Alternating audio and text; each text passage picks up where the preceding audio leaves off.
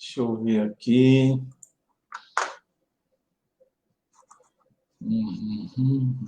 Aí, pessoal, já que a gente volta aqui, já que nós entramos aqui no Facebook, só um momentinho aí, rapaziada. Já estamos no ar aí com o professor Jason. Deixa eu colocar aqui as minhas... Só um momentinho aí, pessoal, que nós já estamos entrando no ar. Beleza pura? Só um momentinho. Vou pôr aqui o título da nossa live, né?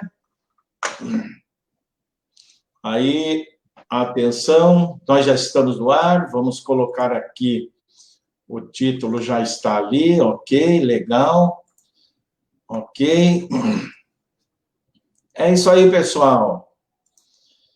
Estamos iniciando mais um programa, O Ponto da Política.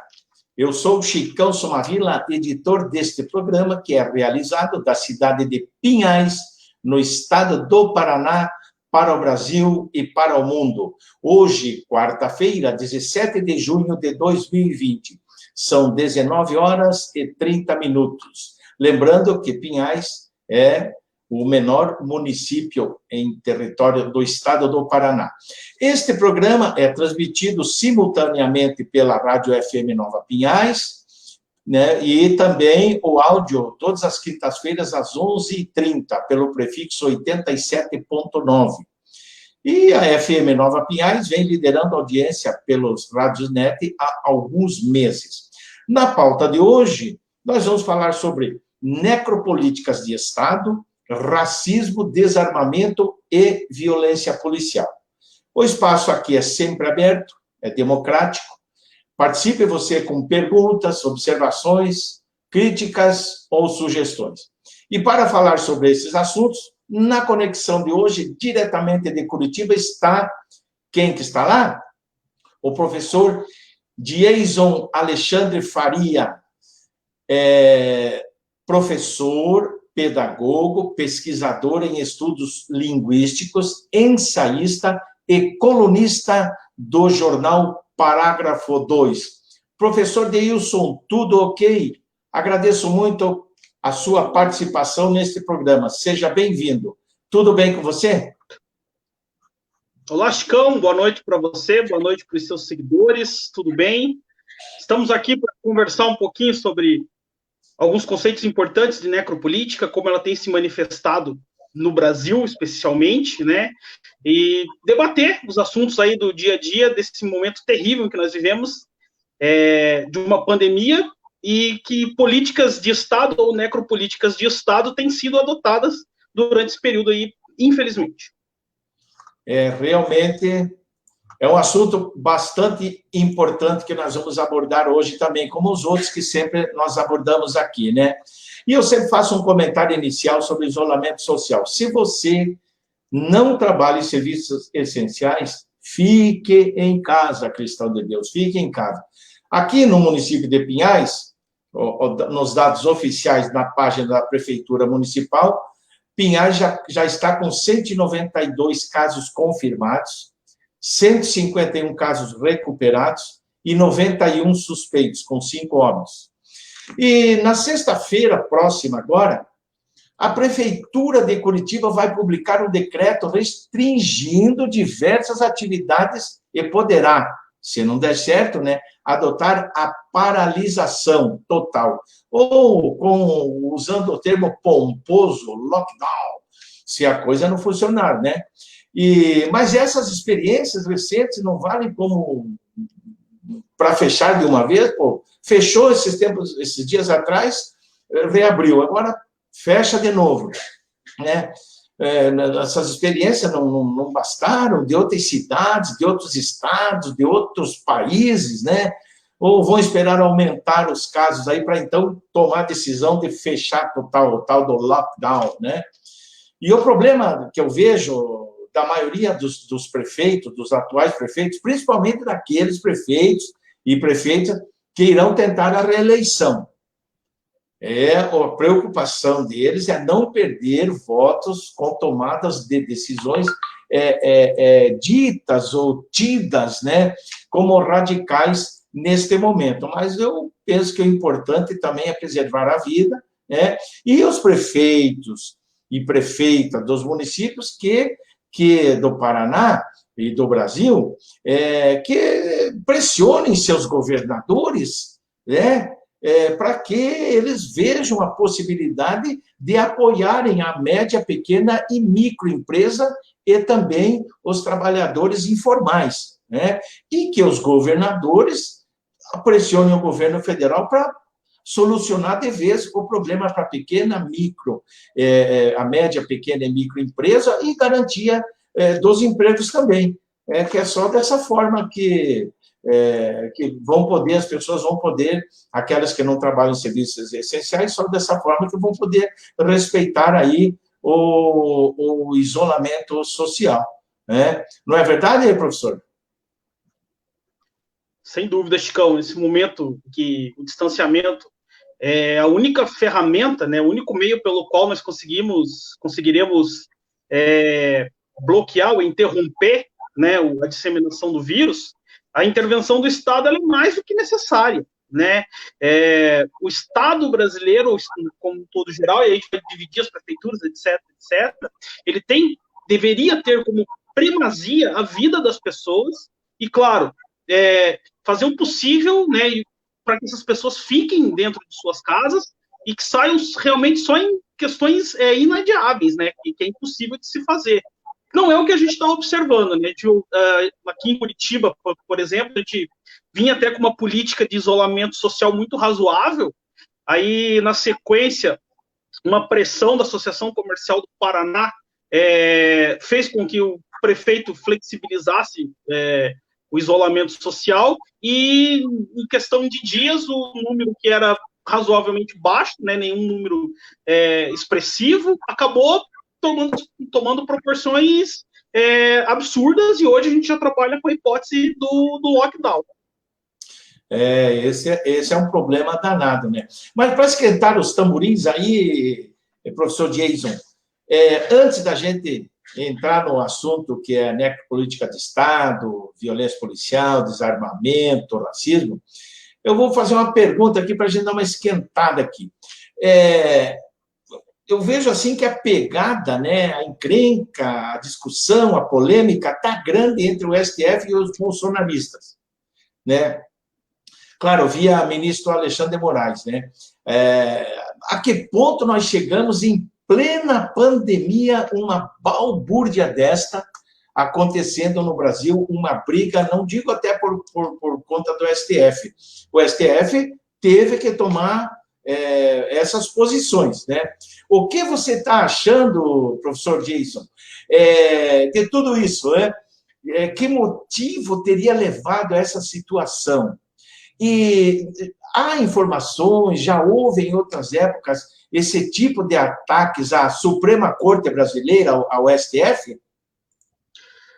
Pois bem, Chicão, hoje que a gente vê assim um desprezo absoluto pelos campos democráticos, né? Pela autonomia dos poderes, né, no Brasil. Um passado bem recente, nós vimos uma manifestação que foi muito apoiada por essa ala ideológica dos bolsonaristas, que foi na questão da condução dos processos relacionados ao PT, a corrupção com a Petrobras, as acusações feitas contra o ex-presidente Lula, o próprio impeachment da ex-presidente Dilma, tudo isso, a gente observava ali uma lua de mel entre bolsonaristas, essa ala mais reacionária da sociedade brasileira, com o STF, né? E a partir do momento em que o STF virou, né, seus olhos para agora aquele que é governo, houve ali um rompimento entre eles. Então, a gente observa que essa questão é puramente política, ela é absolutamente antidemocrática e violenta. A gente consegue observar isso nas próprias palavras do presidente, né, que classifica as pessoas que o apoiam como patriotas e aqueles que não o apoiam como terroristas, como bandidos, etc. Então, hoje, o que a gente consegue observar é uma tentativa, né, de usurpação do poder e de botar um fim na democracia brasileira, que é muito recente, né? A gente está falando de 37 anos, mais ou menos, né? De 35 anos. Então, hoje, essa ala reacionária está sentindo aquilo que eles tanto louvavam anteriormente, né? As prisões, as investigações. A gente pode deixar aqui muito claro, fazer um parênteses, quando se tratava das investigações relacionadas ao governo anterior, ao PT, elas eram muito mais, digamos assim, partidárias, né? Porque a gente conseguiu observar conduções coercitivas sem nenhuma razão, sem o acusado ser convidado a depor, para depois propor a condução coercitiva. Ele já foi conduzido coercitivamente antes mesmo de ser convidado a depor. Os grampos de presidente da República, de conversas da presidente da República, que não deveriam, naquele momento, ser divulgados, muito menos por um juiz de primeira instância, deveriam ter sido encaminhados ao Supremo Tribunal Federal, não foram naquele momento. Todas aquelas irregularidades, a sociedade, especialmente a ala mais reacionária, que é essa ala que hoje critica o STF, aplaudia, né? Então é mais ou menos o que dizia o nosso querido Cazuza, com certeza está num lugar melhor do que nós. Faça o que eu digo, mas não faça o que eu faço. Perfeito, perfeito. Deixa eu ler aqui algumas. Irene Batista, boa noite, Chicão. Deus abençoe. Lá de Orem do Pará. A Irene Batista, obrigado aí pela presença de vocês. Se puderem compartilhar a nossa live, por favor, compartilhem. A gente agradece muito, ok? Aqui também o Dércio Maicote. Ele é pré-candidato a vereador aqui no município de Pinhais. Boa noite, amigo. Boa noite, Décio. Se você puder compartilhar nossa live também, a gente agradece, como agradece também a tua presença aqui. Está sempre nos prestigiando. E o nosso amigo jornalista José Pires é o idealizador do Parágrafo 2. Um grande abraço para você também aí, ó. Tá te mandando um abraço aí, viu, Jason? Um abraço, José. Legal. Então, vamos seguindo aqui. O Jason, é o seguinte, sobre a necropolítica de Estado, né? Qual o conceito de necropolítica, né? E como ela se manifesta via fake news? Tá com você a palavra. Ok? Pois bem, Chicão, primeiro um abraço para o José aí, nosso colega de Parágrafo 2, prestigiando o nosso programa aí. Bem, o conceito de necropolítica, o José, o conceito de necropolítica, ele foi alcunhado ele é um termo relativamente novo, Chicão. Ele foi alcunhado pelo Achille Mbembe, que é um professor, que é escritor, que é filósofo camaronês, que leciona na Universidade de Joanesburgo, na África do Sul, leciona em Harvard. Ele que levantou essa ideia essa hipótese, essa teoria de necropolítica. Por quê? Porque na concepção dele, né, a partir dos estudos que ele fez, das pesquisas que ele fez, ele chegou à conclusão que o Estado, né, o poder soberano, ele existe para guardar a vida das pessoas, para proporcionar um bem-estar social para as pessoas, mas sim para controlar as pessoas e para definir como essas pessoas morrem e quando elas morrem. Para defender, para contextualizar a tese, ele usa a ideia de soberania.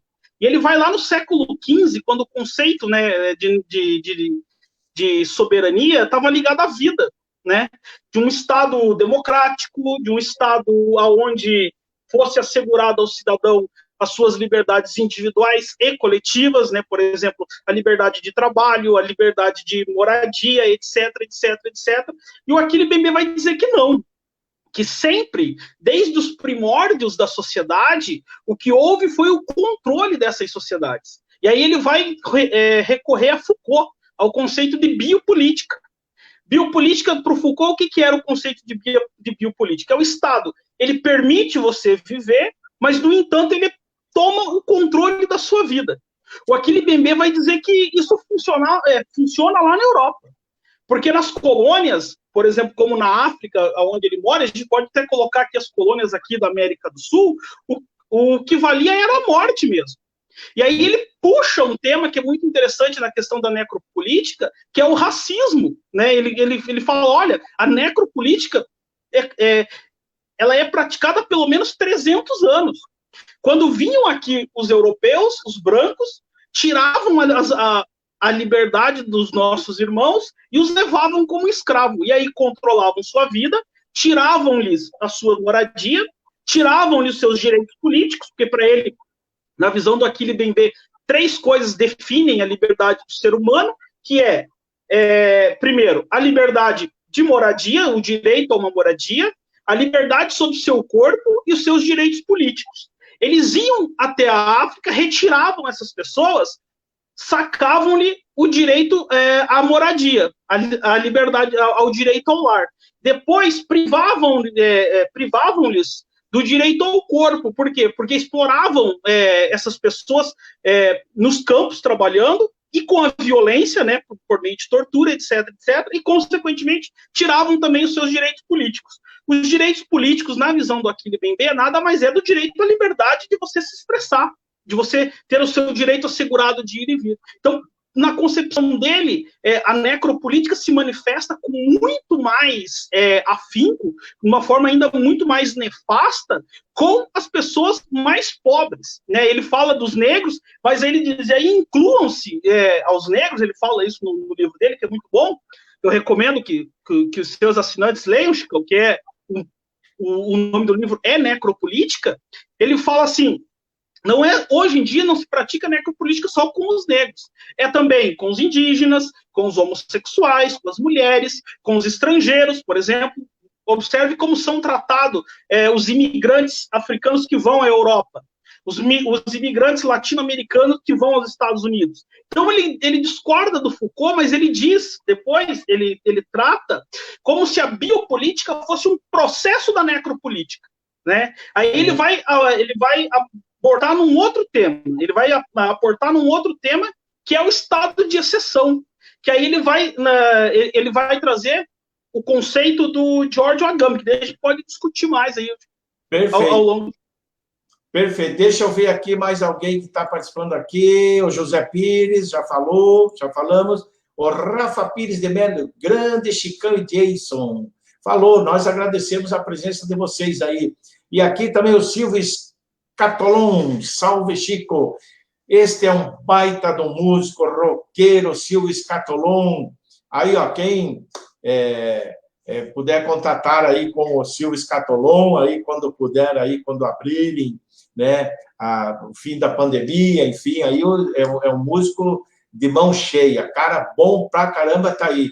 Salve você também aí, Silvio Scatolon, um grande abraço para você, viu? Prazer tê-lo aqui conosco. E vamos para frente aqui, então. É isso que eu estava pensando aqui também, eu fiz algumas anotações aqui. A pesquisadora Rosane Borges, que também é jornalista, professora, né, e pesquisadora do Centro Multidisciplinar de Pesquisas em Criações Colaborativas e Linguagem Digitais, da ECA USP, Escola de Comunicação e Artes da Universidade de São Paulo. Ela aponta que a necropolítica e o racismo se completam. É isso mesmo, eles se completam, Jason? A necropolítica e o racismo se completam? Como você analisaria a colocação da pesquisadora Rosane Borges?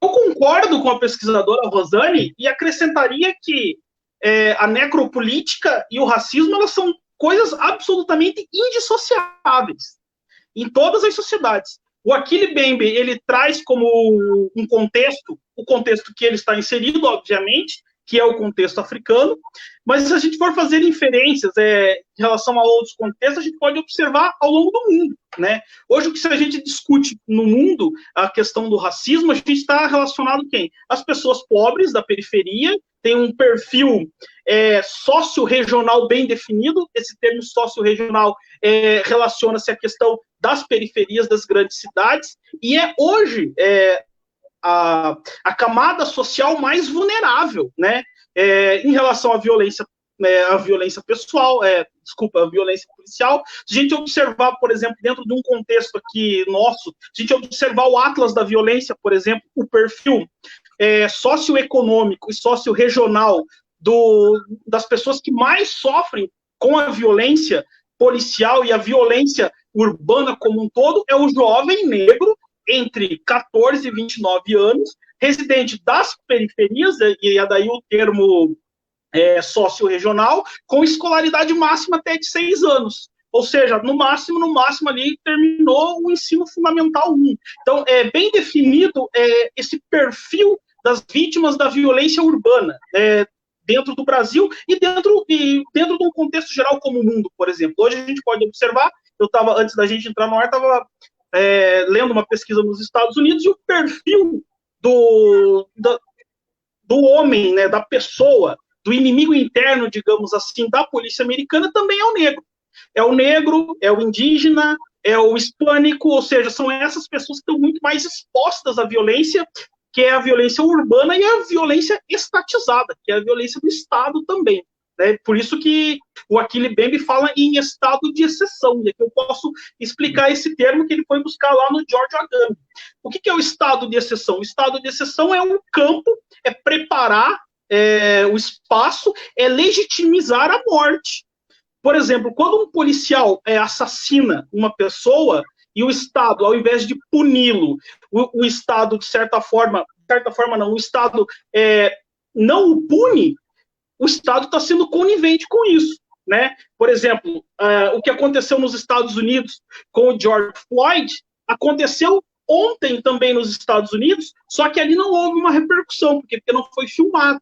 Então, esse policial, ele, de certa forma, se livrou de algumas acusações. Então, a necropolítica de Estado, ela se manifesta de forma muito, mas muito mais acentuada, especialmente nos negros, especialmente nos homossexuais, nas mulheres negras, nos imigrantes. Aqui no Brasil, a gente pode retratar os peruanos, os bolivianos, os venezuelanos, enfim. Esse é o perfil. Perfeito. Deixa eu ver aqui, ó. O Evandro Martini já participou de várias lives aqui, nós vamos fazer. Sábado era para a gente fazer, não teve condições, não tive condições de fazer, tinham outros compromissos aí, enfim. O Evandro Martini, um abraço da Itália, e ele põe aqui, social racismo existe, diz ele aqui, mas deixa eu antes ver aqui, ó, como é que está participação dos nossos amigos aqui também, né? Estamos aí pedindo para vocês, se puderem compartilhar a nossa live, seria muito legal, é muito bacana mesmo. Silvio Scatolon, já falei, Raimunda Ribeiro, Evandro Martini, José Dias, Nelson Giovenardi, lá do Mato Grosso, Rafa Pires de Melo, José Pires, Crisley Nalevaico, Dércio Maicote, João Carlos da Costa, Luiz Carlos Heleno, Maria Helena Somavila, minha digníssima e nossa secretária, que nos apoia aí também, Nertan Braga, Marcinho Ribas e Irene Batista. A gente agradece imensamente a presença de todos vocês aí, e que, se puderem compartilhar, por favor, compartilhem a nossa live. Deixa eu ver aqui. E na história da humanidade, o excesso, né, deforma, né, ou a eliminação das pessoas consideradas inimigas do Estado é fato, é real. Sempre, na história da humanidade, quem foi contra o Estado, principalmente em tempos mais antigos, hoje em dia é um pouco diferente, mas existe também, são eliminadas em muitas ocasiões, né? Às vezes de uma forma sutil, outras mais violenta, dependendo do país, enfim. Mas falando do Brasil, se nós formos pesquisar, professor Jason, essa prática, desde o tempo imperial, dos tempos escravagistas, né, nós acharemos mudanças significativas no que diz respeito à redução da prática da eliminação de pessoas ditas, entre aspas, inimigas do Estado, por não concordarem com ele, o Estado? Não, Chicão, na verdade, infelizmente, para essa resposta, ela é não, né? O que a gente vê é um Estado, por exemplo, centralizador, né, desde os primórdios, o Estado que ao longo do tempo vai sofisticando sua forma de matar, o Achille Mbembe fala disso no livro dele, que ao longo do tempo, ao invés dos soberanos de certa forma, partirem para uma concepção de vida, de melhoria, enfim, de bem-estar social, eles foram aprimorando suas técnicas de morte, né? Ou seja, matar mais pessoas com menos esforço, ou de forma mais sutil. No Brasil, por exemplo, a gente observa lá no século XIX, por exemplo, no início do século XIX, quem era o inimigo interno do Estado? O inimigo interno do Estado era o negro, né? O negro que se rebelava, que fugia das fazendas, que iam para os quilombos, e a polícia resgatava essas pessoas para devolvê-los. A gente está falando em devolver pessoas, como se estivesse falando de pegar uma caneta e devolver para alguém. Então, as pessoas eram objetificadas naquele tempo de forma legal, legalizada. E a questão, voltamos lá no George Agamben, de legitimação, do estado de exceção, né? Ao longo do tempo, essas formas de manifestação necropolíticas, elas foram tendo outros desdobramentos, né? Por exemplo, no regime militar, quando a gente chega ali na década de 60, a polícia ainda não era uma polícia militarizada. É a partir da década de 60 em que há uma militarização da polícia, né? Ou seja, uma extensão, a gente chama um braço do exército, uma extensão do exército. O exército trabalha com a hipótese, né, de inimigo externo. Inimigo externo quem é? É uma nação que quer invadir o nosso país, que quer explorar as nossas riquezas, adentrar as nossas fronteiras, etc. O exército brasileiro ele tem essa ideia, né, de defender a soberania de um país. Então, inimigo externo. Como a polícia passou a ser uma força auxiliadora do exército, ela define o seu inimigo, que não é externo, mas é interno. Na ditadura militar, por exemplo, eram os comunistas, né? Os que tinham, que até hoje existe esse medo do comunismo, etc, etc, etc, eram as pessoas que se opunham ao regime totalitário naquela ocasião. Com a repressão, com a tortura, com a caça, com a legitimação das mortes, por exemplo, né?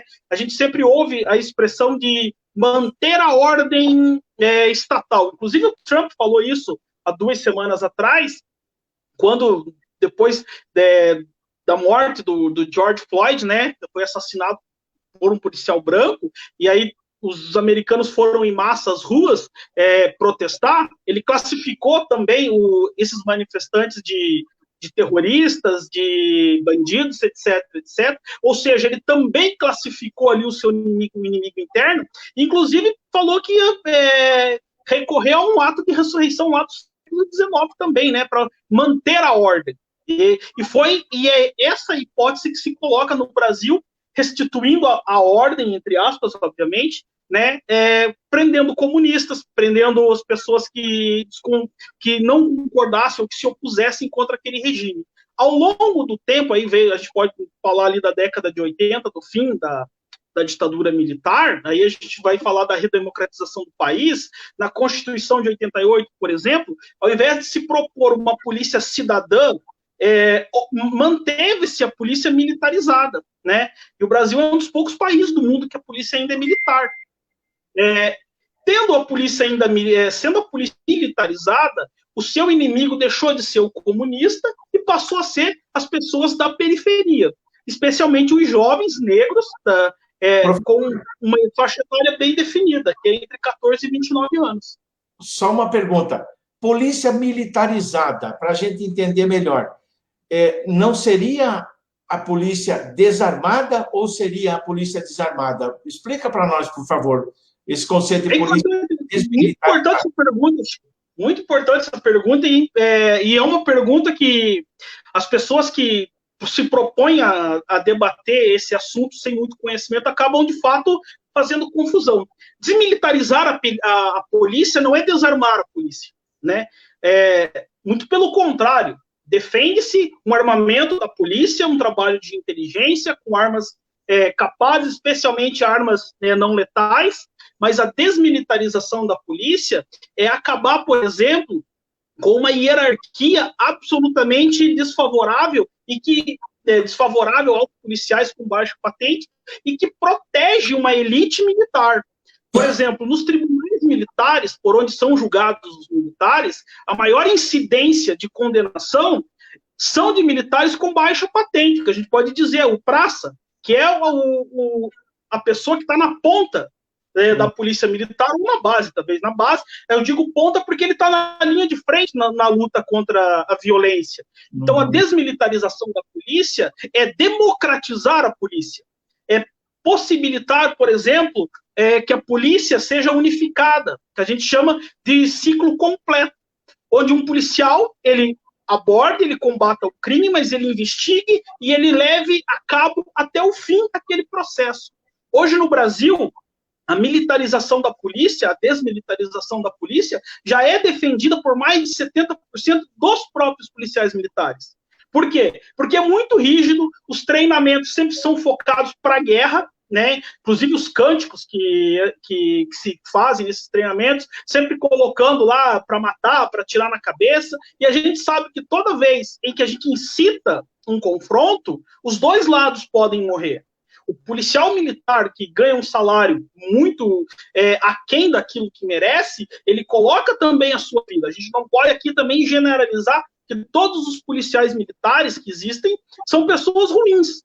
Né? Como em todo lugar, existem pessoas boas e pessoas ruins. E essas pessoas boas também estão na linha de frente, muitas vezes mortas. Porque nós temos hoje no Brasil a polícia que mais mata, nenhuma polícia mata tanto quanto a polícia brasileira, mas a gente também tem a polícia que mais morre. Por quê? Porque ninguém vai morrer sem tentar se defender. Então, quando a polícia vai para atacar, quem está sendo atacado também vai tentar defender. A ideia é uma polícia cidadã, uma polícia que trabalhe com a prevenção e não com a ostentação, que é o chamado trabalho ostensivo, que vem de ostentar, de se mostrar, de reprimir. Oh, perfeito, perfeito. Eu estava em dúvida também sobre essa questão. Deixa eu ver aqui, a Rafaela Triuaniello, temas interessantíssimos, muito obrigado. Aqui o Evandro Martini, ele fez duas. Primeiro ele perguntou, social e racismo existe? Nessa pergunta aqui, lá da Itália ele está falando. E depois ele perguntou, no Brasil, é melhor ser pobre branco ou preto rico?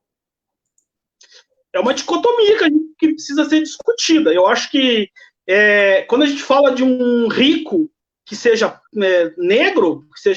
negro, a gente está falando que essa pessoa ainda está submetida a várias manifestações de racismo. Talvez a violência que se pratica dentro das periferias, por se tratar de uma pessoa rica, ele não viva, mas ele vai viver uma supremacia branca. Olhar para um negro dirigindo um BMW, ou achar que ele é um motorista, ou achar que ele está roubando aquele carro. E eu tenho um caso bem interessante em relação a isso, porque eu dou aula em uma instituição particular de ensino, e há alguns anos eu trabalhei numa instituição aí de elite da educação curitibana, né? E uma das alunas era negra, né? E a gente estava discutindo racismo na sala de aula. E ela contou um caso que aconteceu com o pai dela. O pai dela tem um cargo público importante, né? Muito bem remunerado, e ele comprou um carro um valor altíssimo, né? Que a elite realmente compra. E ele faz parte da elite e ele comprou esse carro. E ele foi abordado pela polícia, e o policial nem sequer pediu os documentos do carro. Exigiu que ele descesse, fez a revista, perguntou se ele não estava roubando aquele carro. Depois que fez toda essa abordagem, toda aquela pergunta, toda aquela repressão, toda aquela retórica racista, e pediu os documentos do carro para esse homem, pai dessa minha aluna. Esse é um dos casos, né? A gente pode citar tantos outros casos por aí. É isso aí. Deixa eu ver aqui, só um momentinho aqui, quero ver aqui aqui tem mais gente participando aqui. O Sérgio Xavier, lá de São Paulo, que ontem eu falei, ele me brindou com este livro aqui, recebi aí o Sérgio Xavier, advogado, Camila Gonda também, Camila Gonda é de Curitiba, pré-candidata a vereadora em Curitiba, da Juventude Socialista, do PDT, né? Jackson Cariza Giacomazzi também está aí, Raimunda Ribeiro, Ivanir de Oliveira também está aqui nos prestigiando, muito obrigado pela presença. Quero ver José Dias, que os nomes, às vezes, eles pulam aqui, né? Mas é isso aí, nós seguimos aí, e a gente pede para que as pessoas que puderem compartilhar, que quiserem compartilhar a nossa live, por favor, façam isso, para que mais pessoas conheçam o nosso trabalho, sempre repito isso, mas, principalmente, os comentários, as colocações, né, as falas, enfim, dos nossos convidados, que a gente procura sempre trazer temas interessantes aqui. Como você explicou, então, e quais as medidas, professor Jason, que o Estado deva exercer para preservar a integridade física e moral de todo o povo em relação à necropolítica e ao racismo? De todo o povo, independente de cor, religião, orientação sexual, enfim, gênero. O que o Estado deve fazer?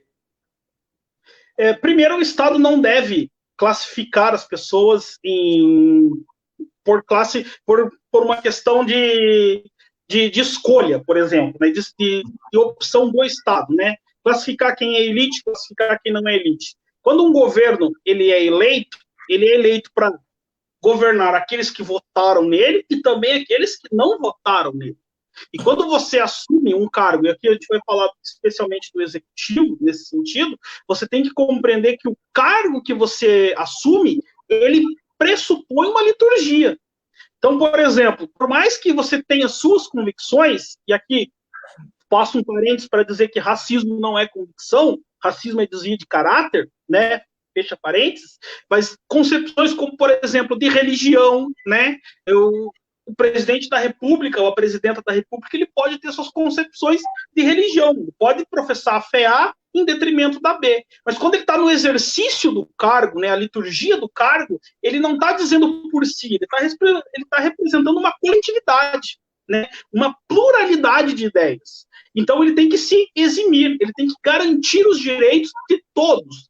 Não é um direito de alguns, é o direito de todos.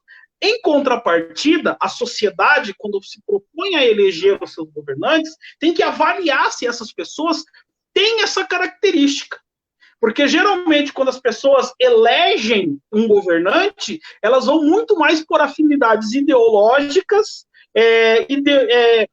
afinidades políticas, e esquece do todo, né? O Estado é um todo, né, que deve ser governado para todos e não para poucos. Então, essa é a ideia. Isso passa por uma coletividade.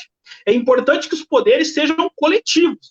Por exemplo, a gente vive hoje num regime presidencialista, né, onde há e hoje a gente consegue observar isso com muita clareza, que há ali um conflito entre os poderes, ou pelo menos por parte de um dos poderes, ou seja, o poder centralizador. E a ideia é que seja um poder coletivo, como é o nosso, por exemplo, em que é dividido os poderes, né? Existem ali 3 poderes que eles devem conviver em harmonia, ou seja, para garantir a pluralidade, né, de ideias, a pluralidade religiosa, a pluralidade econômica, ou seja, para governar para todos. Essa é a exceção.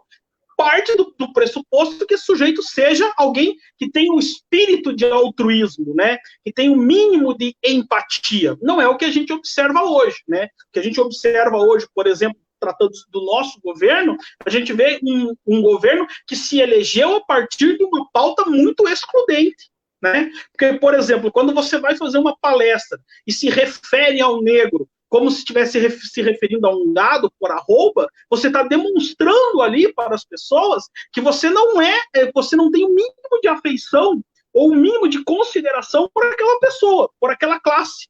Quando você sobe num palanque e diz que os seus opositores têm que ser metralhados, isso pressupõe que você é centralizador e que a sua ideia é acabar com o contraditório, né? E o bom governante, ele tem que primar pelo contraditório, pelo debate, né? Como diz por exemplo, a biógrafa de Voltaire, né, que a frase é atribuída ao Voltaire, mas quem, na verdade, disse foi a biógrafa dele. Eu não concordo com nada que dissestes, no entanto, defenderei até a morte o direito de dizê-las. Isso é ser democrático. Isso é pensar na coletividade, que é mais ou menos, aliás, que é tudo que a gente não observa hoje no Brasil. Hoje a gente observa no Brasil todo mundo puxando a brasa para sua sardinha. Todo mundo quer se sustentar no poder por meio das suas ideias, excluindo o outro. Perfeito, perfeito. Deixa eu ver aqui o comentário aqui, eu já vou para... Evandro Martini, no Brasil, o macho alfa é vendido como o mais militarizado. Isso influencia nas eleições.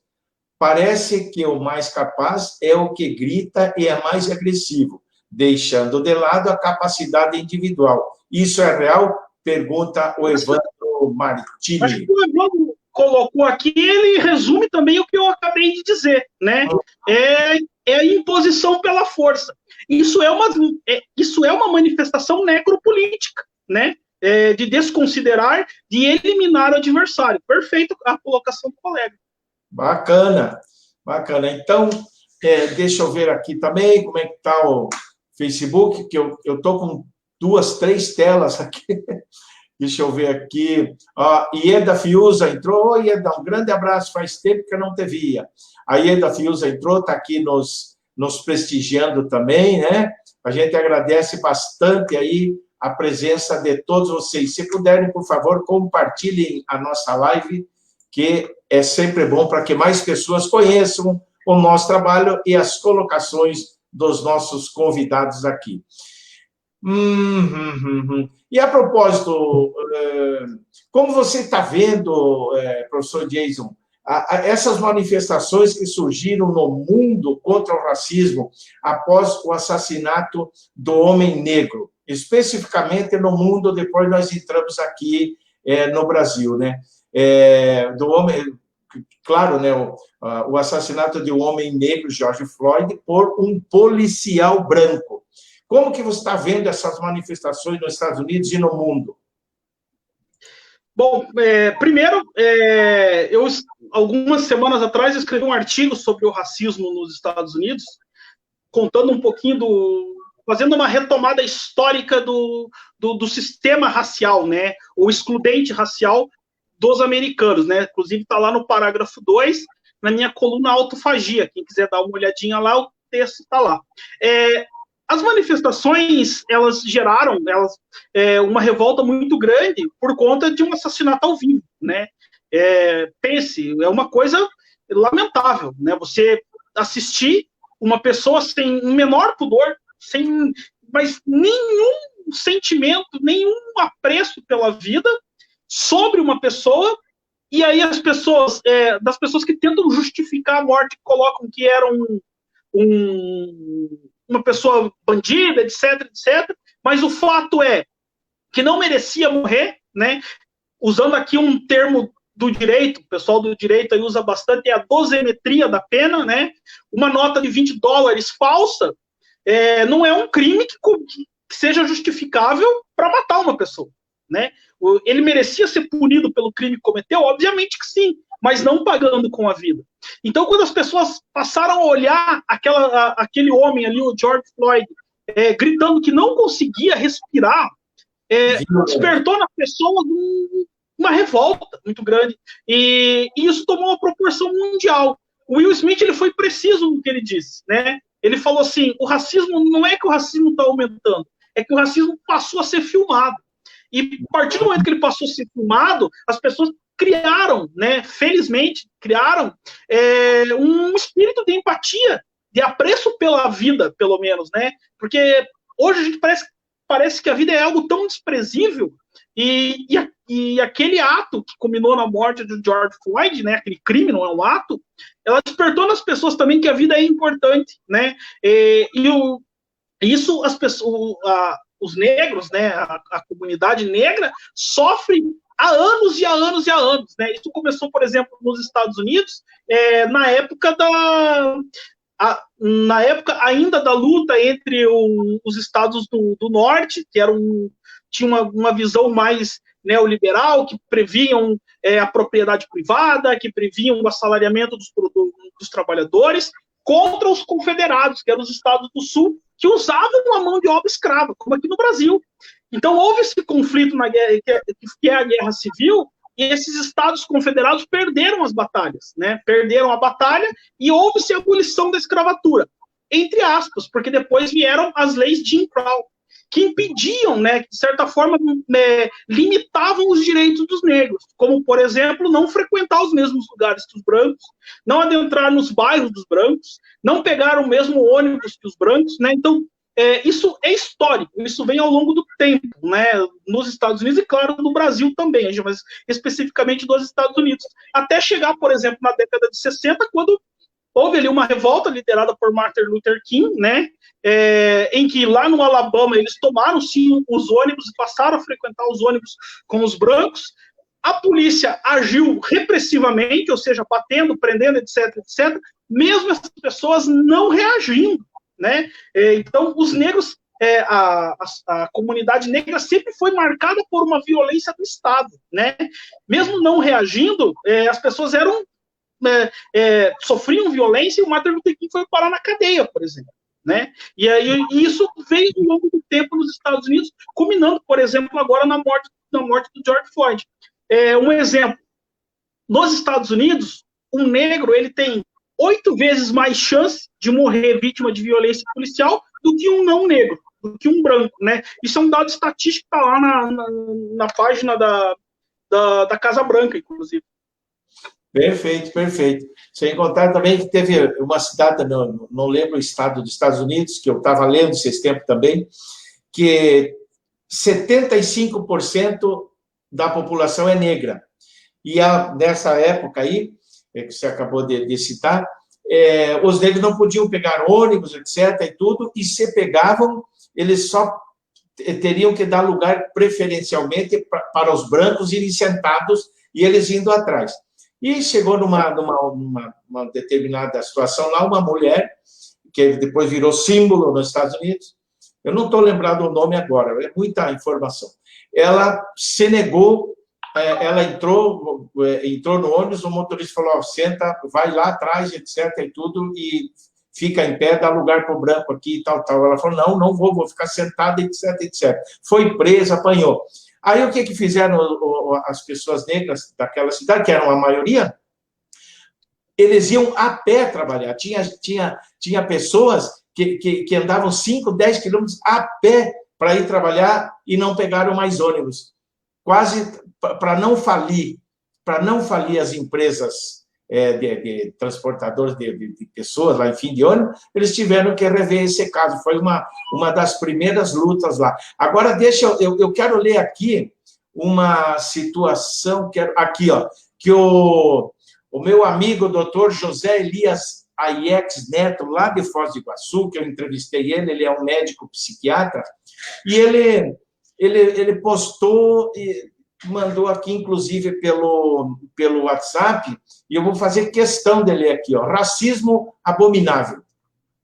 Muito se tem comentado, diz o texto dele, sobre o racismo nos dias atuais, principalmente depois do assassinato de George Floyd, um negro, por um policial branco em Minneapolis, nos Estados Unidos. Depois do infausto episódio, aconteceram centenas de manifestações contra o racismo em várias partes do mundo, inclusive no Brasil. Foz do Iguaçu não poderia ficar ausente de tal protesto. E só lamentei ser do grupo de risco para a pandemia, o que me impossibilitou de lá estar. Tenho pesquisado muito a respeito do tema. E ontem à noite terminei de assistir a série da Netflix Olhos que Condenam, filme. Ao final da mesma, não tive como segurar as lágrimas por ter conhecido a história de 5 jovens negros que foram acusados injustamente por terem estuprado uma mulher branca. A história verídica ficou conhecida como a dos 5 do Central Park. e acrescentou ingredientes perversos como vaidade, sociopatia, egoísmo, oportunismo e manipulação da opinião pública ao já inaceitável caldo de preconceito racial que ainda é muito presente na atualidade. Segue ainda, quase finalizando, todos eles passaram anos em prisões, tendo sofrido agressões de toda sorte dentro das mesmas. Foram 14 anos. Até que o autor do estupro decidisse contar que não foram os 5 rapazes que praticaram. Um lance que me revoltou muito foi a atitude de Donald Trump, à época, um bilionário em busca de notoriedade, que publicou anúncio pago em diversos jornais americanos, propondo que os 5 acusados recebessem a pena de morte. Apesar de terem recebido uma indenização de 41 milhões de dólares do estado de New York, o sofrimento e a humilhação que sofreram causou danos irreparáveis em suas vidas. Nenhum ser humano, termina ele, pode ser indiferente a situações como estas. Todo o meu respeito ao racismo, meu repúdio, perdão, estou longe aqui, ele termina, todo o meu repúdio ao racismo e à discriminação. Veja só que situação, né? Que situação, eu até falei para o doutor Ajax que eu iria ler isso aqui hoje, né? E... Oi, pois não, fique à vontade. Pode falar. Ela é muito boa mesmo. Para quem não assistiu, eu recomendo que assista. Esses jovens foram, de fato, condenados. Eram jovens, não dá nem para dizer que eram jovens, eram crianças, né? Tinham entre 14 e 15 anos de idade. O fato de serem condenados foi muito em função de serem negros, né? E Donald Trump, na época, pagou por esse anúncio 75 mil dólares para que fosse vinculado, solicitando a morte desses meninos que, mais tarde, né, 14 anos depois, foram inocentados porque o agressor, o verdadeiro criminoso, resolveu assumir. Então, a gente consegue observar que o discurso racista de Donald Trump, né, que é muito a linha do discurso também de Jair Bolsonaro, ele não é efêmero, né? Ele não começou ontem, ele vem de longo prazo, né? Essas pessoas realmente acreditam, né, na divisão de seres humanos por conta da cor da pele, né? Se a gente voltar na história, por exemplo, né, o que foi o apartheid na África do Sul, né? As pessoas negras foram praticamente sitiadas no bairro de Soweto, lá em Joanesburgo. É um bairro hoje tem lá em torno de 2 milhões de pessoas. Foi um bairro. O Nelson Mandela morou naquele bairro, né? Foi ali um símbolo da resistência contra o apartheid, onde aquelas pessoas eram proibidas de frequentar o centro de Joanesburgo, né? No século XIX, por exemplo, na França, existia em Paris um museu sociobiológico onde buscavam-se crianças negras na África e colocavam essas crianças em exposição para que os brancos vissem, né? Colocando essas crianças como animais, né? Nenhum animal merece um tratamento disso, né? Dessa forma. Nem os animais merecem ser presos, muito menos ainda pessoas. Isso aconteceu. A gente está falando aí, parece que é 200, 400, 500 anos atrás, mas é recente dentro da nossa história, né? Então é importante debater esses assuntos, é importante a gente trazer para a pauta essa discussão racial e mostrar, por exemplo, que no Brasil existe um certo, digamos assim, uma indignação seletiva. Porque, por exemplo, o que acontece nos Estados Unidos acontece no Brasil com uma frequência, com uma regularidade muito maior. O menino que há menos de um mês morreu vítima de uma bala perdida no Rio de Janeiro. Isso aí. Né? Vou falar sobre isso. Deixa eu ver aqui. O Guilherme Chelpin Santos é pré-candidato a prefeito de Pinhais pelo PCdoB. Participou ontem de uma live aqui. Boa noite, Chicão e Jason. Só consegui entrar agora. Estou acompanhando a live. Um abraço para vocês. Legal, obrigado. Muito obrigado pela presença aí. Pois é, isso que eu ia perguntar agora, que você estava entrando ali, é uma pergunta que eu acho que vai caber aí nisso que você começou a falar aí, ó. Recentemente, o adolescente negro João Pedro de Matos Pinto, de 14 anos de idade, ele foi morto durante uma investida da polícia do Rio de Janeiro no complexo do Salgueiro, né, no Rio de Janeiro. E em São Paulo, PMs do batalhão de Jaçanã foram flagrados há pouquíssimos dias aí, espancando um jovem na Zona Norte. Um policial civil negro, quando levava 3 suspeitos para a delegacia, olha só, foi abordado e humilhado por PMs, né, com palavras tipo assim, ó, vai, negão, deita no chão, que policial civil nada, que eles falou, ó, sou policial civil, isso aqui, ele tome, né, que é nada, seu filho da puta, e foi agredido pelos PMs, também em São Paulo. Professor Jason, é óbvio que o racismo é bem mais amplo no Brasil, ele não acontece somente nestes casos, só nessas abordagens policiais, etc. e tudo. É bem mais cristalizado, né, em significativa parcela da sociedade. Qual a sua concepção sobre o racismo no Brasil e sobre essas mortes aí, essa morte do João Pedro, enfim? Pois é, Chicão, o Brasil, lamentavelmente, a gente consegue observar no Brasil que o racismo, ele é enraizado na nossa história, né, ao longo da nossa história, e há, assim, uma apócrifa ideia de que não existe racismo no Brasil, né? O próprio governo hoje desconsidera, diz que não existe racismo no Brasil. Né? Por exemplo, o filho do presidente da República, que é deputado federal, ou seja, é uma autoridade constituída, né, eleita pelo povo, diz que o que aconteceu nos Estados Unidos não acontece no Brasil. Eu, sinceramente, me pergunto onde esse sujeito vive, né? O que esse sujeito lê, o que ele assiste, para não saber. Né? A população brasileira é composta de 56,2% de negros. E quando a gente fala negros, ali se inclui indígenas e pardos. Nos Estados Unidos, a comunidade negra é menor, é de 15%. No entanto, no Brasil, a gente consegue observar manifestações racistas muito mais acentuadas, mesmo com esse extrato social sendo muito maior. Por exemplo, morreu esse menino João Pedro, a menina Ágata, por exemplo, uma criança de 9 anos, né, que tinha um sonho de ser médica, etc., foi assassinada, vítima do Estado, né, vítima do Estado. E as pessoas foram ao velório dessa criança para tirar sarro da família. Olha só que absurdo que nós chegamos, né?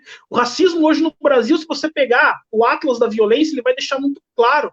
No ano de 2018, né, de 2017, o Atlas da Violência de 2019 retrata os números de 2017. Foram 65.602 assassinatos. Desses 65.602 assassinatos, 73% dele foram negros, jovens, entre 14 e 29 anos, com aquele mesmo perfil socioeconômico e socioterritorial que eu falei no início da nossa conversa, com 6 anos de escolaridade, pessoa de baixa renda.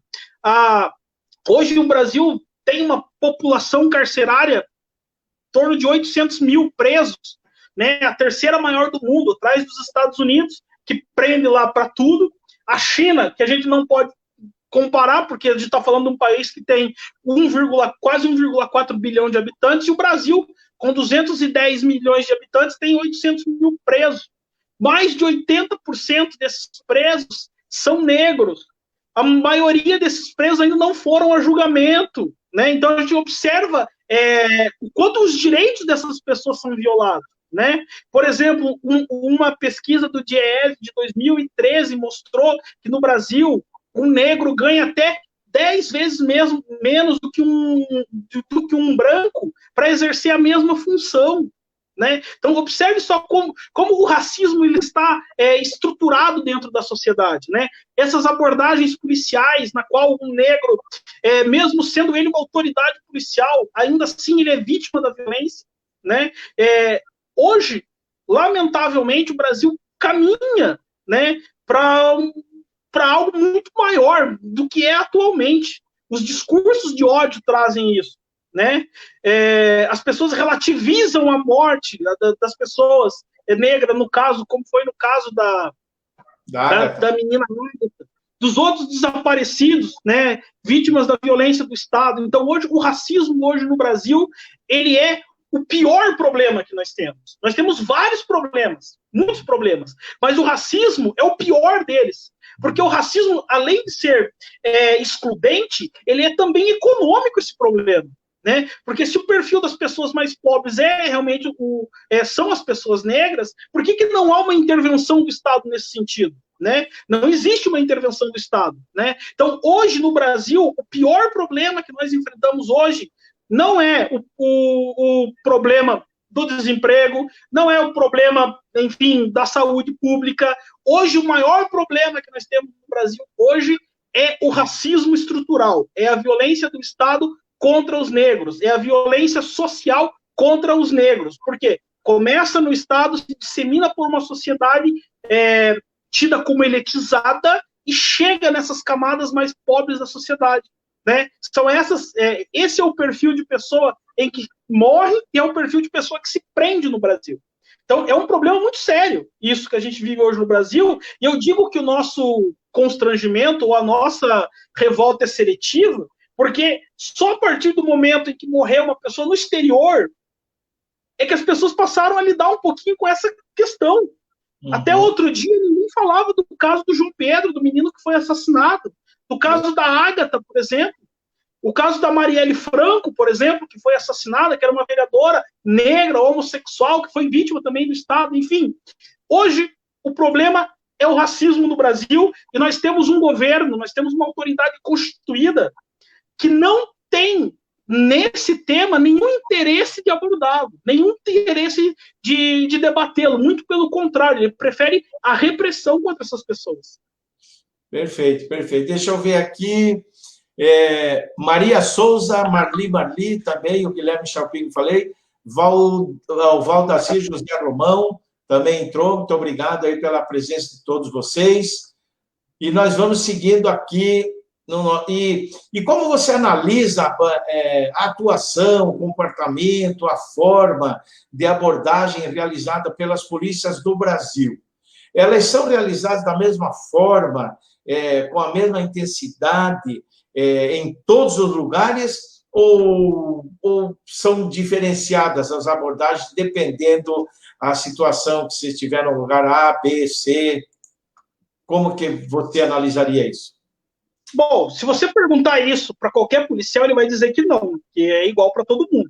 Mas se a gente observar as manifestações, quando eu digo manifestações, são os casos que a gente consegue observar, a gente vai ver que a abordagem é seletiva. Né? Por exemplo, algumas semanas, um policial foi chamado para resolver um problema, né, para atender uma ocorrência de violência doméstica no bairro do Alphaville, em São Paulo. Né? Eu acho que todo mundo viu esse vídeo. Naquele vídeo, o dono da casa, o agressor, que estava batendo na mulher, que deveria estar preso, mas acabou sendo libertado, ele não só cometeu o crime de violência contra a mulher, como também desacata o policial. Porque o que ele fala para o policial ali é algo que na periferia já era digno de tiro. Né? Esses vídeos que rolaram aí entre ontem e hoje de abordagem da polícia nas favelas mostram claramente como a forma de abordagem num determinado bairro é X e o outro é Y. O comandante da polícia de São Paulo, há pouco mais de um ano atrás, ele disse que em bairros de elite a abordagem tinha que ser diferente de bairros das favelas. Que no bairro de rico deveria entrar e conversar e dialogar, e que na favela tem que entrar metendo tiro. Então, a resposta deste comandante já traz para nós como são essas abordagens hoje no Brasil, né? São extremamente seletivas. Por quê? Porque o perfil do inimigo interno é o camarada que está na favela, né? Inclusive, esses dias um amigo meu falou para mim que não está escrito na testa das pessoas que são bandidas, mas também não está escrito na testa das pessoas que são inocentes, né? Por exemplo, abordagem no bairro de rico, por exemplo, aonde estão os maiores, os grandes condutores do narcotráfico do Brasil, eles vivem na Rocinha ou eles vivem no Leblon? Eles vivem no bairro dos Jardins ou eles vivem em Itaquera, né? Eu acho que por aí a gente consegue compreender. Então, há, sim, um rótulo, né, muito bem definido para as pessoas que moram na periferia e, obviamente, são as pessoas que mais sofrem com a violência policial. Perfeito, perfeito. Deixa eu ver aqui a Irene Batista, lá de Orem, do Pará. Verdade, é uma vergonha falar que no nosso país existe o racismo, mas é verdade, diz ela. Ela tem vergonha de dizer, sente vergonha, envergonhada, mas confirma que realmente existe o racismo. Então, e qual a sua opinião em relação à segurança pública? Nós podemos entender que ela é uma obrigação das administrações estaduais, públicas, enfim, e um direito de todos os cidadãos, mas sem nenhuma exceção? É isso aí mesmo, porque o que você acha, assim, a segurança pública, ela é realmente uma obrigação da administração pública como um todo? Porque é muito fácil o pessoal querer armar as pessoas, enfim. Eu pergunto isso, sabe por quê, professor?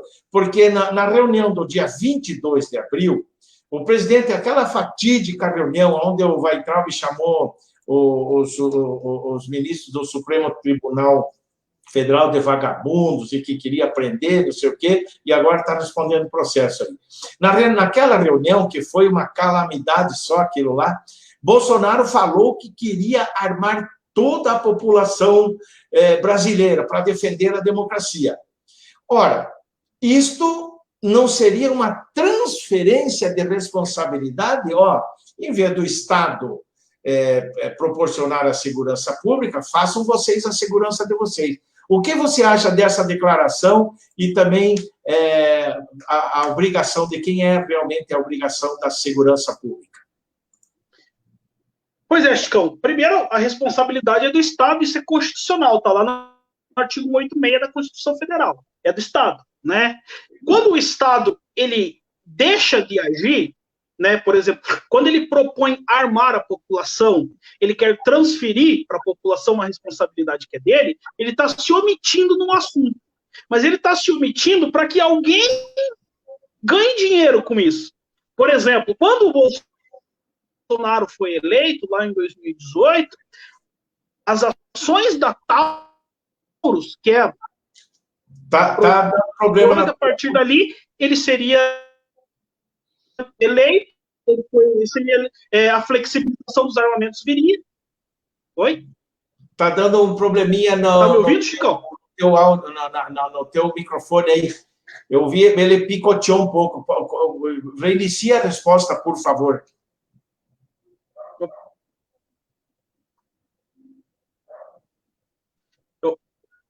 Agora tá me ouvindo? Eu acho que é o sinal da internet. Tranquilo.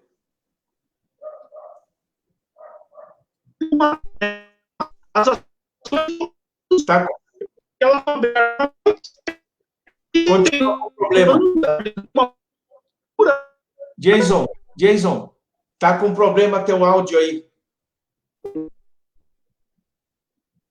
Eu acho que é o sinal da internet que tá ruim.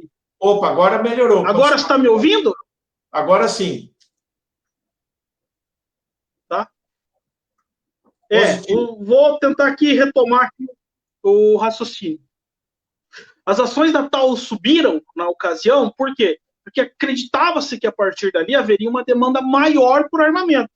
Havendo uma demanda maior, por meio da flexibilização dos armamentos, a produção ia aumentar, a procura ia aumentar, e, consequentemente, o valor das armas também iria subir.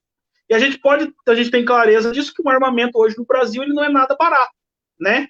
E, havendo uma procura maior, o preço tende a subir ainda mais. Então, quando ele faz essa inferência, quando ele joga para a torcida, ele está jogando para o público dele, né? Ele está jogando para falar, para dialogar com os seus apoiadores, que são apaixonados por arma, etc, etc. Mas, nesse sentido, Chicão, eu me dei o trabalho de fazer uma pequena pesquisa sobre se realmente vão armar a população. Quando a gente fala vamos armar a população, a gente pressupõe que seja todo mundo, né? E aí eu fui fazer uma pesquisa rápida para ver se todo mundo tem acesso realmente aos armamentos.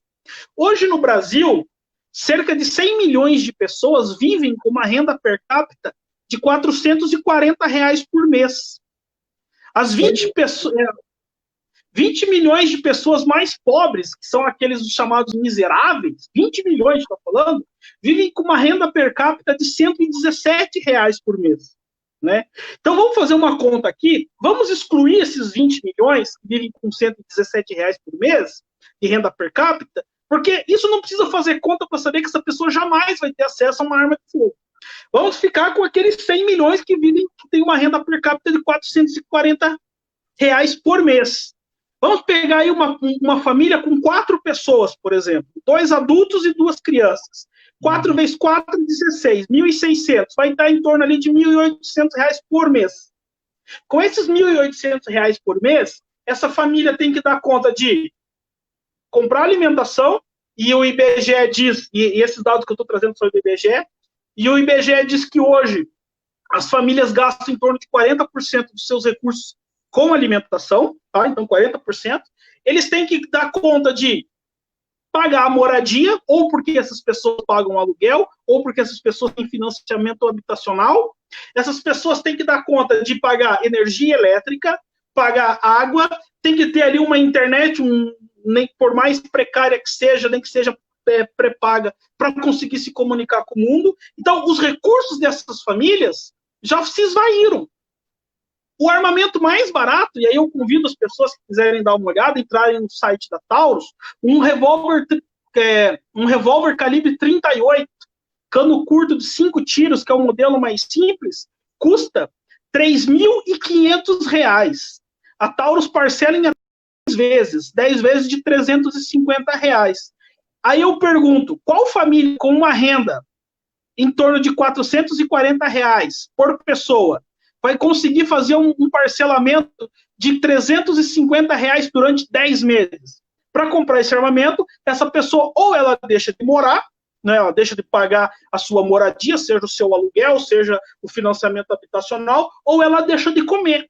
Então, quando ele traz esse discurso é falacioso, é apócrifo, é mentiroso, porque não vai armar toda a população, vai armar uma classe privilegiada.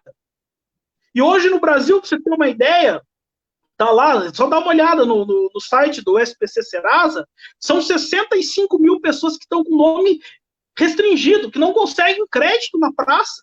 Como que essas pessoas vão ter acesso a uma arma de fogo? Né? E levando em consideração que se existir um aumento na procura por esse armamento que custa R$ 3.500 hoje, amanhã ele vai passar tranquilamente dos R$ 5.000. Então, não é para todo mundo, não é todo mundo que vai se armar. O cidadão comum, ele vai continuar exposto à violência ao mesmo tempo. Qual que é a responsabilidade do Estado? A responsabilidade do Estado é combater a violência, armando muito bem as polícias, trabalhando com inteligência, na prevenção, combatendo o tráfico internacional de armas, e a gente sabe muito bem que isso dá muito dinheiro para o crime organizado, e existe muitas cabeças do Estado que têm interesse nisso. Então, essa ideia de que vai dar uma arma para todo mundo, essa daí é uma conversa para boi dormir. Isso aí é para mentir para a população. Perfeito, perfeito. Professor Jason, nós estamos chegando ao final do programa, vou ler aqui, já estamos com 1h15 quase. O Guilherme fala aqui, pergunta, professor Jason, acha que o governo Bolsonaro agrava a situação incentivando esse racismo estrutural, inclusive passando maus exemplos para os policiais brasileiros? Diz ele pergunta. Sem dúvida alguma, né? A partir do momento em que há uma força de Estado, que uma autoridade falando, né, tem um peso muito maior, né? Uma coisa, por exemplo, é um apoiador dele. Por exemplo, pega esses apoiadores qualquer dele aí, que são metidos a brigões, esses blogueirinhos aí, bolsonaristas, que chamam todo mundo para briga, etc, etc, etc. Essas pessoas falando uma coisa. Agora, quando vem da autoridade, a gente vai voltar lá numa discussão que a gente teve no início. Quando eu falo como autoridade, eu não estou falando por mim, eu estou falando em nome do Estado. Então, quando o Estado legitima esse tipo de discurso, ele incita a violência, ele incita o preconceito, ele incita o extermínio dessas pessoas. Obviamente que o Bolsonaro tem culpa, inclusive ele deveria ser levado ao Tribunal de Iowa para responder por esses crimes que ele está cometendo, né? Ele deve ser punido por isso. Legal, bacana. Estamos chegando ao final do programa aqui, professor Jason, e eu deixo aqui alguns instantes para você fazer as suas considerações finais e agradecendo aí a tua participação. Bom, Chico, primeiro agradeço a você pelo espaço, pelo convite de poder vir aqui dialogar com você, dialogar com os seus seguidores. Agradeço os seus seguidores pela conversa, né, pelas intervenções. Eu queria encerrar essa minha participação convidando a todos para fazer uma reflexão sobre o momento que a gente vive hoje no Brasil. O momento político, o momento econômico, a questão da nossa saúde. Por exemplo, hoje baixou aí uma liminar em que os jogos de futebol vão voltar no Rio de Janeiro. Amanhã a gente vai ter jogo de futebol no Rio de Janeiro. A FERJ, que é a Federação de Futebol do Estado do Rio de Janeiro, ficou até às 3 da manhã debatendo com os clubes como fazer para voltar. 2 clubes grandes do Rio de Janeiro, Fluminense e Botafogo, foram contra, mas eles foram votos vencidos. E a FERJ amanhã, mesmo com a pandemia, hoje nós chegamos, 45.585 mortos, 934.769 casos. Não há nenhuma perspectiva de redução, né, de achatamento da curva exponencial do contágio do coronavírus. Nesse momento, está se voltando o futebol. O presidente da República disse que vai assistir os jogos lá no Rio de Janeiro, né? E eles acreditam que dentro de 2 ou 3 semanas, eles não só vão realizar os jogos de futebol, como vão colocar 1/3 da capacidade dos estádios para as pessoas frequentarem os estádios de futebol. Olha só que loucura que a gente chegou, né, Chicão? Momento em que a gente tanto fala em isolamento, em se privar de muitas coisas, porque todo mundo quer fazer muita coisa, né? Por exemplo, eu quero jogar minha bola, eu quero ir no shopping, mas a gente sabe da responsabilidade que tem e fica dentro de casa. As autoridades que deveriam primar pela segurança, pela saúde do povo, incitam o povo a disseminar ainda mais o vírus. Isso é necropolítica de Estado, né? Quando eu levo, né, o cidadão para a morte. Porque quando eu exponho a pessoa ao vírus, eu estou expondo-a à morte. Porque de cada 3 pessoas que precisam de UTI no Brasil, 2 morrem. Olha só que absurdo. Isso é necropolítica de Estado. Então, convido as pessoas a fazerem uma reflexão muito grande sobre isso. Eu dei uma olhada aqui, a China tem 1.393.000.000 de habitantes, 4.634 mortes. 10 vezes menos do que o Brasil. A Índia, 1.350.000.000 de habitantes, 11.903 mortos. O que essas 2 nações, as nações mais populosas do mundo, têm em comum? Elas foram intransigentes na questão do isolamento social. E é por isso que essas nações tiveram números relativamente pequenos. É óbvio que qualquer vida é importante. Se fosse uma única vida, apenas uma única vida, já era um motivo de tristeza. Mas no Brasil parece que não importa. Parece que quando mais pessoas morrerem, mais o governo está satisfeito. Muito obrigado, Chicão. Perfeito. Eu agradeço muito a sua participação, você ter aceitado o convite, agradeço a participação de todos vocês que estiveram conosco até agora e me despeço aqui com tchauzão para todos vocês aí. E amanhã vou entrevistar aqui o meu amigo, o professor Marcelo Marcelino. Um grande abraço a todos, um abraço para você, professor Deilson, e a todos vocês que nos acompanharam até agora.